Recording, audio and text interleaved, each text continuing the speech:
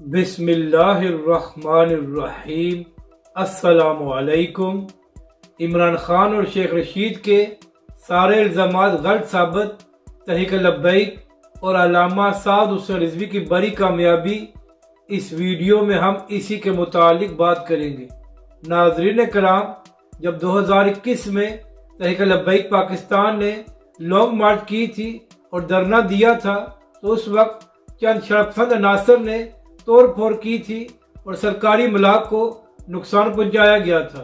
اس کے بعد یہ سارا الزام تحریک لبیک پاکستان اور اس کے کارکنوں پر لگایا گیا۔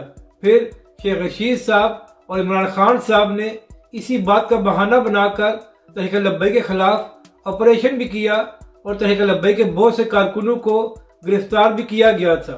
تو ناظرین کرام، اسی حوالے سے ایک اچھی خبر سامنے آئی ہے کہ 2021 میں تحریک لبیک پاکستان کے 5 کارکنوں کو توڑ پھوڑ کا بہانہ بنا کر گرفتار کیا گیا تھا۔ تو کل عدالت نے تحریک لبیک کے ان کارکنوں کو باعزت بری کر دیا ہے۔ جج صاحب نے کہا ہے کہ پولیس اور انتظامیہ ان کارکنوں کے خلاف کوئی ثبوت پیش نہیں کر سکی، تو لہٰذا عدالت ان کو باعزت بری کرتی ہے۔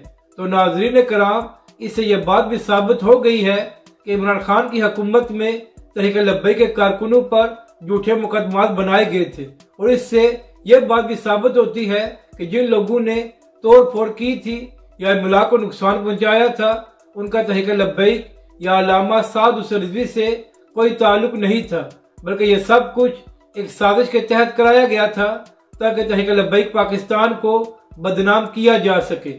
اپنی رائے کا ضرور اظہار کریں کہ آپ کو یہ ویڈیو کیسی لگی، اور ہمارے اس چینل کو بھی سبسکرائب کریں۔